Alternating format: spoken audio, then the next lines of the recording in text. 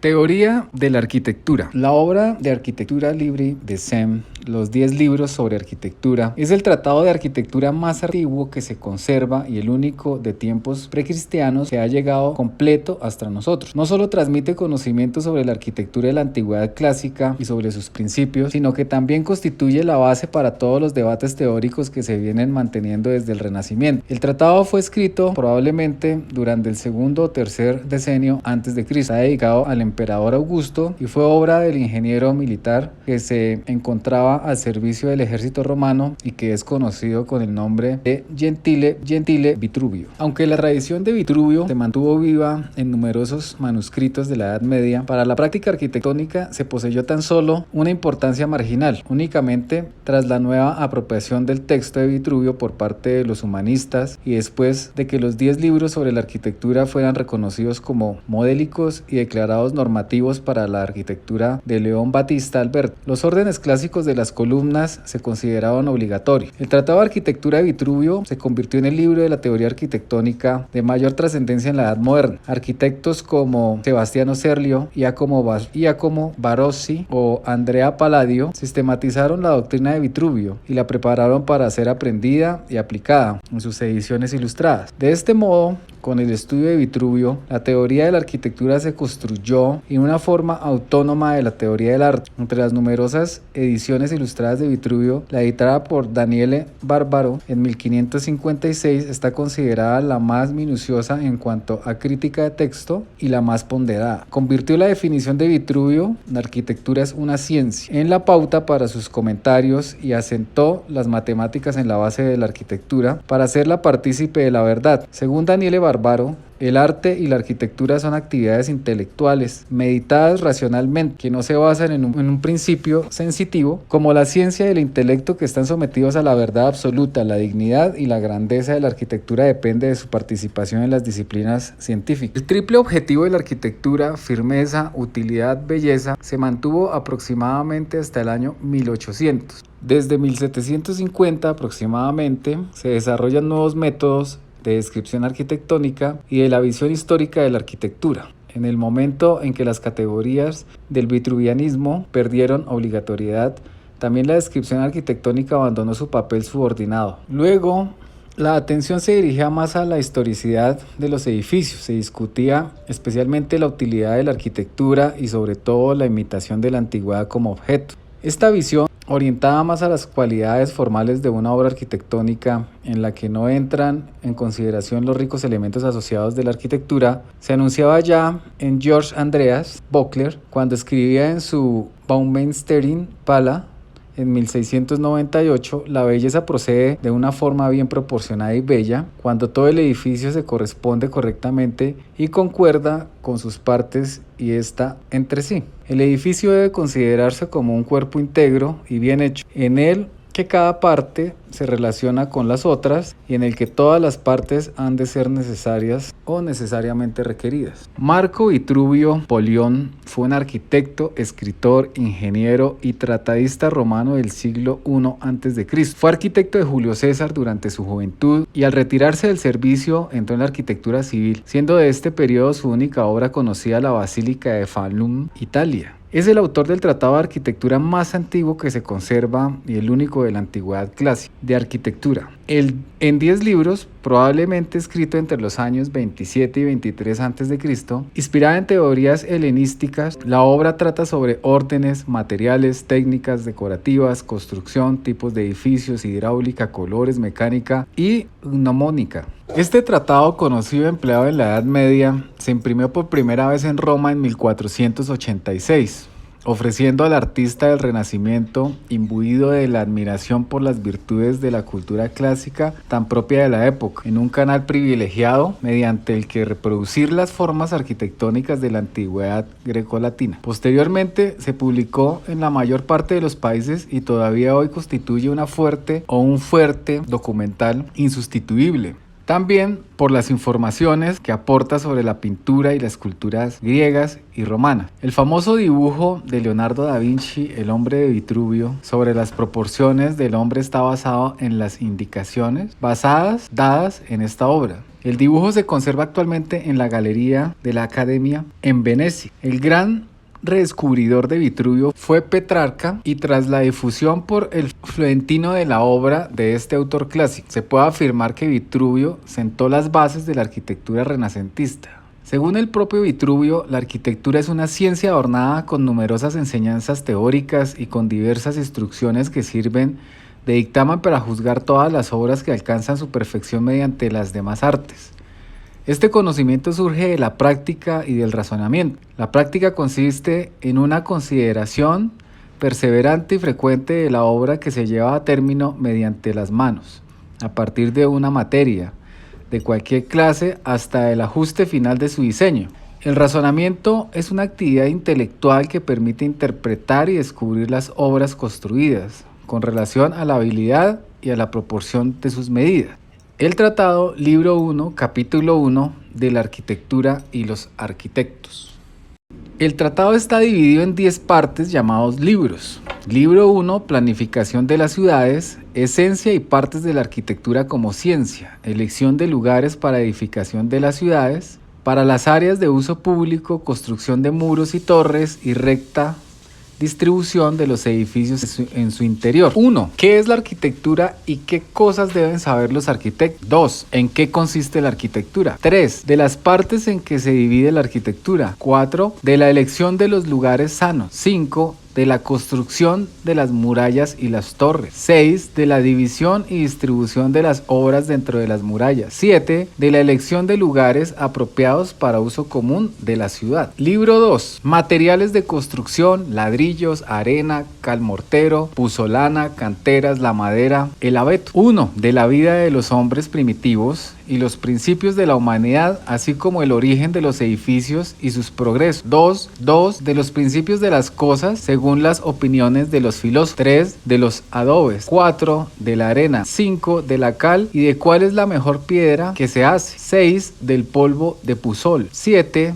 De las canteras. 8. De las clases de edificaciones. 9. De la madera, de lo que hay que observar al cortar la madera, al construir, y de las cualidades superiores de algunos árboles. Libro 3. Los templos, construcción, simetría. 1. De dónde se han tomado las medidas para erección de templos. 2. De la composición y medida de los templos. 3. De las 5 clases de templos. 4. De los cimientos tanto en lugares sólidos como en los que no lo son. 5. De las columnas jónicas y de su ornato. Libro 4. Los templos, columnas, adornos, orden dórico, distribución de los naos y pronaos, situación del templo en la ciudad, proporciones de las puertas, templos toscanos, situación de las áreas de los dioses. 1. De los 3 órdenes de columnas, de su origen y de su invención, y de la simetría del capitel corintio. 2. De los ornamentos de las columnas de su origen. 3. Del orden dórico. 4. De la distribución interna de las celas y del vestíbulo. 5. De la orientación de los templos. 6. De las proporciones de los vanos y de las jambajes en los templos. 7. De las proporciones en los templos toscanos. 8.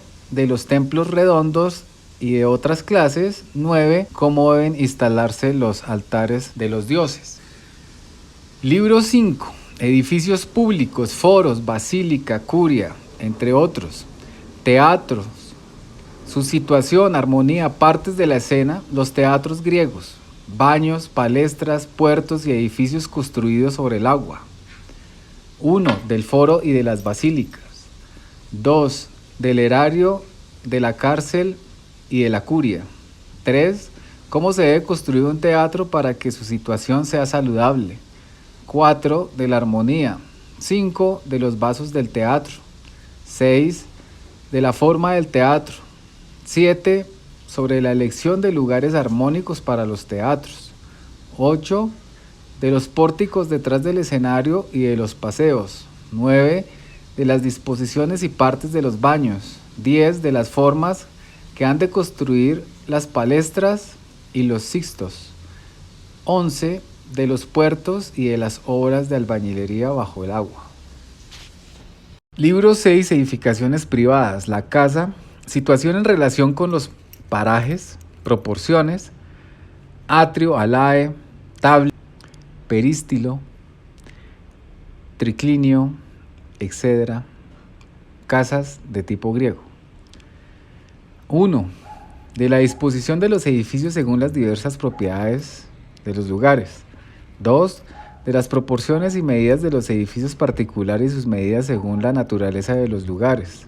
3. De los atrios. 4. De los aspectos apropiados en cada una de las partes de los edificios para que las habitaciones sean cómodas y sanas.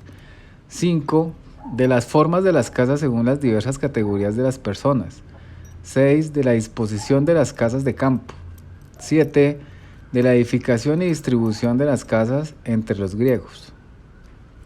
Libro 7. Interiores de las casas.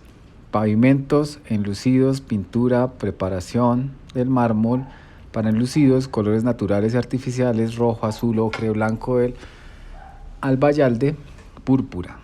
1. Del enlucido de los pavimentos. 2. De la maceración de la cal para los enlucidos. 3. De la disposición de las bóvedas y de la mampostería del enlucido. 4. De los enlucidos en lugares húmedos. 5. De la manera de pintar las habitaciones. 6. Del mármol y cómo se lo ha de preparar para los enlucidos. 7. De los colores naturales. 8. Del minio y del azogue. 9. De los colores artificiales y en primer lugar del negro de humo. 10. Del azul y del amarillo. 11. De la púrpura. 12. De los colores artificiales que imitan la púrpura, el ocre, la crisocola. Libro 8. Acueductos y conducciones de agua. Agua de lluvia, fuentes, canales y conductos. 1. De la manera de encontrar el agua. 2. Del agua de lluvia. 3. De las aguas calientes y de la naturaleza de varias fuentes, ríos y aguas. 4. De las propiedades de algunas otras fuentes. 5. Cómo es posible conocer la calidad de las aguas. 6. Del modo de nivelar las aguas y de los instrumentos necesarios para ello. 7. De los modos de conducir el agua. 8. De los pozos y cisternas. Libro 9. Medidas de tiempo y relojes. Astronomía, la Tierra, el Sol, los planetas, las estrellas. Libro 10. Maquinaria para la construcción, levantamiento y tracción de pesos, invento de Tesifón, hallazgos de la cantera de Éfeso, artificios para sacar aguacochela, máquina de Tesibio. 1. Máquinas y sus diferencias con lo que se llama órganos. 2. De las máquinas de tracción. 3. De las máquinas de pesos. 4. De la continuación de lo anterior. 5. De otra máquina tractoria. 6. De la ingeniosa invención de Chersifonte para el transporte de cargas pesadas. 7. Del hallazgo de la cantera con cuya piedra se hizo el templo de Éfeso. 8. De la línea recta y de la circular y de los principios de todo movimiento. 9. De las clases de órganos para sacar agua. 10. De las ruedas de agua de los molinos de agua. 11. De la cóclea que saca gran cantidad de agua pero no muy alto. 12. De los órganos hidráulicos. 13. De la manera de medir las distancias en viaje por tierra, carruajes o por mar navíos. 14. De las catapultas y de los escorpiones. 15. De las construcciones en las ballestas. 16. De las proporciones de las ballestas. 17. De las maneras de cargar las ballestas y catapultas. 3 son las partes de la arquitectura: la construcción, la gnomónica y la mecánica. A su vez, la construcción se divide en dos partes. Una parte trata sobre la disposición de murallas y de obras comunes en lugares públicos. La otra parte trata sobre el desarrollo de edificios privados. Tales edificios deben lograr seguridad, utilidad y belleza. ¿Por qué escriben los arquitectos? ¿Y sobre qué escriben? ¿Qué es un tratado de arquitectura? ¿Qué es la teoría de la arquitectura?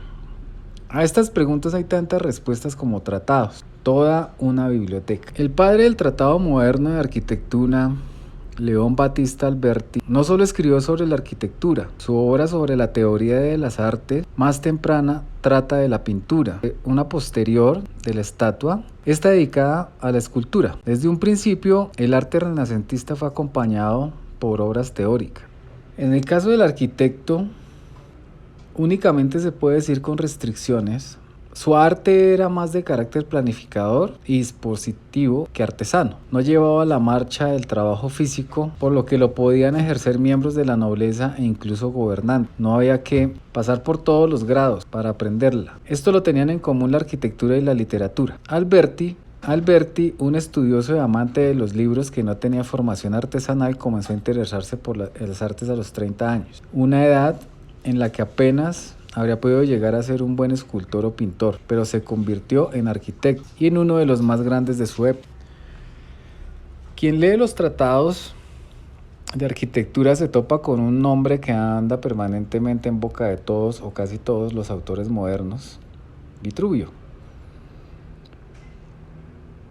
a quien le dedicamos la primera parte del video.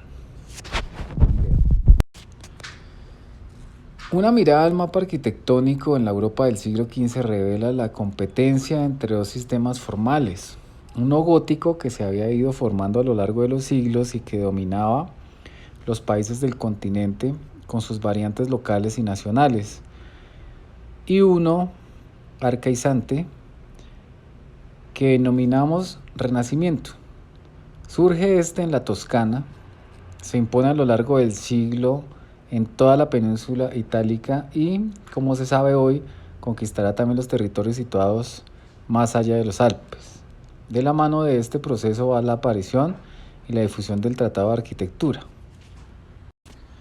Una cuestión debatida era a quién se destinaban los tratados de arquitectura. Fueron escritos para arquitectos, para constructores, para legos en la materia, pero interesados en esta.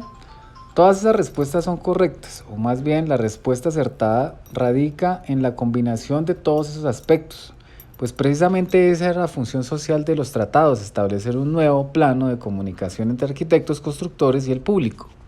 Los tratados de la arquitectura son libros con los que el arquitecto se presenta a la opinión pública, mientras que la teoría de la arquitectura de la Edad Media quedaba codificada en la obra y se transmitía en los talleres de construcción como un secreto, graduado de arriba hacia abajo.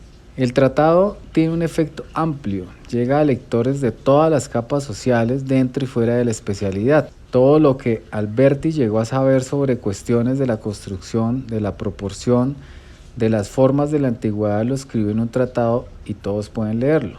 El mejor arma en la lucha por la publicación, los conocimientos guardados por las jerarquías de la sociedad feudal fue, como es sabio, la imprenta. La alianza con la imprenta fomentó la emancipación del arquitecto hasta convertirse en un artista autónomo, que se labra un nombre como autor. Quien habla de la imprenta en el contexto de los tratados de arquitectura ha de añadir un segundo concepto: el de la impresión de ilustraciones. Realmente, las ilustraciones son un elemento indispensable de todo tratado sobre arquitectura. La gran excepción se encuentra, una vez más, al principio. Alberti renunció expresamente a las ilustraciones, confiaba en su latín y en su arte de escribir. Un ejemplo de tratado de arquitectura no ilustrado lo dio Vitruvio, pero su texto contiene pasajes que hacen pensar. Una obra arquitectónica tiene 3 dimensiones, mientras que la página de un libro, como el tablero de dibujo de los arquitectos, solo 2. Es decir, el problema es tan antiguo como la arquitectura misma. Pero solo el Renacimiento, de nuevo, al enfrentarse a Vitruvio, lo trató teóricamente y convirtió en un criterio de calidad el hecho de que también el dibujo arquitectónico fuera de comprensión general. Los croquis góticos contienen instrucciones técnicas. Para ilustrar estas se requiere una formación específica. Estaban pensadas para las personas de la construcción y no para el mercado. Los arquitectos renacentistas se formaron midiendo y copiando edificios antiguos. Su objetivo era reproducirlos como se mostraban a la vista, siguiendo las leyes ópticas, lo cual predestinaba sus dibujos a la reproducción, que originalmente estaba acompañado por ilustraciones. Enfrentándose a Vitruvio, Alberti formuló su teoría de la reproducción. Solo la reproducción ortogonal, limitada a 2 dimensiones. Esta, en condiciones de reproducción, el objeto a escala, su figura tridimensional se desprende de la combinación de varios croquis de esas características. Los tratados de arquitectura de los renacentistas a los posmodernos tratan de columnas. Para Alberti, La columna es el ornamento más bello de los edificios, no en el sentido de un aditivo decorativo, sino como elemento central de la estética arquitectónica. Por esto resulta preocupante el hecho de que en los edificios clásicos aparecieran columnas de diferentes órdenes. Vitruvio lo explicaba con el contexto de los estilos de los templos griegos y de sus diferentes sistemas de proporciones, pero ya Plinio y después de él Isidoro de Sevilla habla de columnas dóricas, jónicas y corintias como objetos autónomos, casi como productos naturales. Más que en las otras artes, la arquitectura está estrechamente ligada al proceso político de la sociedad, al ejercicio del poder.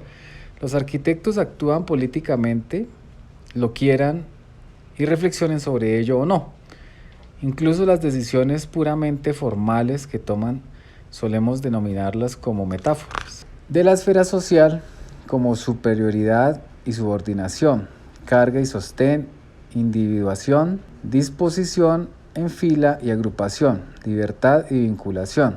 Como los sistemas políticos, los estilos de construcción se basan en un consenso básico con el que se puede estar o no de acuerdo, defender o cuestionar. Así los tratados reflejan en todas sus páginas elementos políticos sociales, también cuando no se hace referencia expresa a ellos. El convencimiento de que lo que hay de bueno y correcto en la arquitectura se puede y debe fundamentar teóricamente. No lo compartieron todos en la época de los grandes tratados.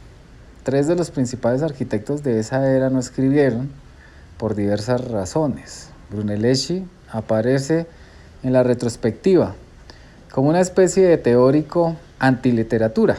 Debió de tener un concepto claro de lo que actualmente denominamos orden de las columnas, pero no consideró que existiera motivo suficiente para escribirlo y explicarlo a los lectores. Bramante, que poseía una buena formación literaria y que sin duda estaba familiarizado con los tratados de su tiempo, prefirió demostrar su doctrina en la obra construida. Obras como el Tempietto Vaticano se pueden leer como comentarios a Vitruvio en piedra. El gran mundo entre los arquitectos del Cinquecento, Miguel Ángel, probablemente no creyó en la posibilidad de traducir en lenguaje las materias arquitectónicas. Como Bramante, habló a través de sus obras construidas, pero no como teórico, sino como artista, en concreto como escultor. En una carta comentó un proyecto propio con pocas palabras y claramente con repugnancia. Quien no domina la figura y la anatomía humana no lo puede comprender. Texto tomado del libro Teoría de la Arquitectura del Renacimiento a la Actualidad. El principio literaria. Así califica su formación Aldo Rossi.